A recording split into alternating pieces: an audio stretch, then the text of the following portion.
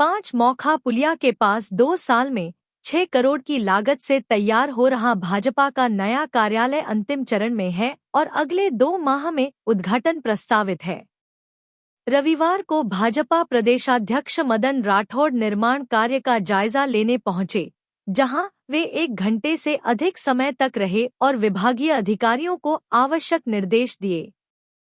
निरीक्षण के दौरान डंपिंग यार्ड में फैला कचरा देख राठौड़ भड़क गए।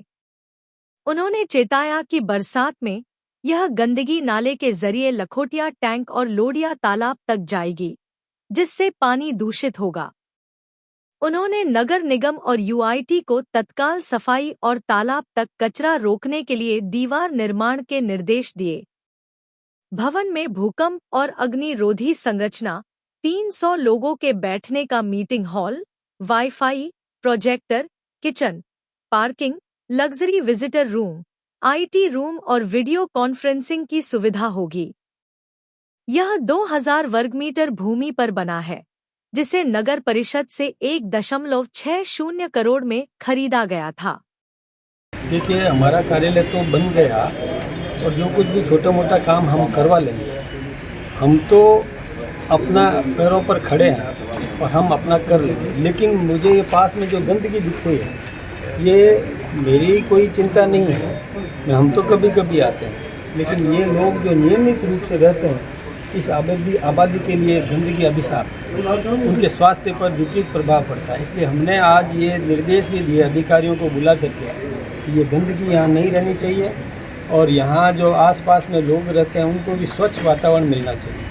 दूसरा, ये डंपिंग यार्ड इन्होंने पीछे बना रखा है, जो लोडिया तालाब से चिपता हुआ गंदगी उड़ करके लोडिया तालाब में घुसती है, वहाँ गिरती है और वहाँ से वो पेयजल लखोटिया में आकर के जनता को पिलाया जाता है। तो ये नहीं होना चाहिए। किसी भी पेयजल स्रोत के पास में किसी भी प्रकार का डंपिंग यार्ड करना अपराध है। ये अपराध की श्रेणी में आता है, क्योंकि ये आम नागरिकों के जीवन के साथ में खिलवाड़ है। तो डंपिंग यार्ड वहाँ निकट में होना ही नहीं चाहिए। प्राचीन व्यवस्थाएं हैं कि कहीं भी आगोर में भीषण गर्मी में भी और कोई शौच आदि निवृत्ति नहीं करता था, ये वहाँ की व्यवस्था थी। इसका कारण यही है कि वो पानी बह करके उस तालाब में जाता है, तालाब का पानी जनता पीती है। तो उस आने के आवक के मार्ग पर किसी भी प्रकार की गंदगी नहीं होनी चाहिए और ये गंदगी हमारे लाखोटिया में जाएगी और वहाँ से जनता को पानी पिलाया जाएगा, तो ये तो खिलवाड़ है, स्वास्थ्य के साथ खिलवाड़ है, बीमारियाँ बढ़ेगी।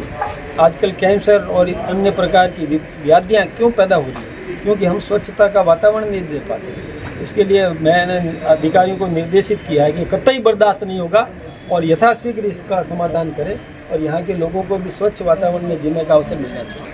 देखिए, मुझे तो तरस आती है राहुल गांधी पर कि जहाँ उनकी पार्टी जीतती है वहाँ तो वो धन्यवाद देते हैं और जहाँ वो हार जाते हैं वहाँ चुनाव आयोग को कोसते हैं। और अशोक गहलोत जी भी क्यों साथ दे रहे हैं? 3 बार के मुख्यमंत्री यूँ ही बन गए क्या? वो कभी बीजेपी कभी कांग्रेस, तो यूँ ही होगी क्या? हम जीतते हैं तो उनको चुनाव आयोग दिखता है। देखिए, जन सेवा करो। राहुल जी को भी जन सेवा में आगे आना चाहिए। मैं भी कंपटीशन में हूँ, मैं भी जन सेवा अधिक करूँ। वो मेरे से ज़्यादा जन सेवा करे, मैं उनसे ज़्यादा जन सेवा करूँ, तो कंपटीशन इसमें करो ना। कंपटीशन किस में कर रहे हैं? डाउन करने में। डाउन क्यों कर रहे हो? ज़्यादा सेवा करो, इसमें कंपटीशन।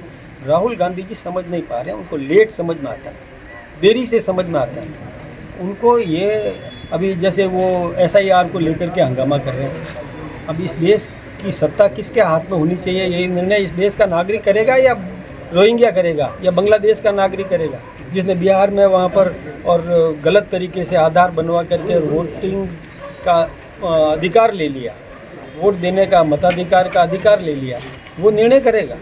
और वैसे पुनरीक्षण तो हर बार होता है, प्रतिवर्ष होता है। राहुल गांधी को पता नहीं है, ये हर वर्ष जो 18 वर्ष जिसकी उम्र हो गई उसका वोटिंग में नाम जोड़ने की प्रक्रिया है। जो मर गया उसका नाम काटने की प्रक्रिया है। कहीं 2 जगह है तो उसका प्रक्रिया है। ये हर बार होता है। अब व्यापक स्तर पर हो रहा है क्योंकि आपने व्यापक स्तर पर लोगों को एंट्री करवा दी वहाँ पर, तो व्यापक स्तर पर होना ही चाहिए। इस देश का निर्णय देश का नागरिक करेगा, बांग्लादेशी नहीं करेगा।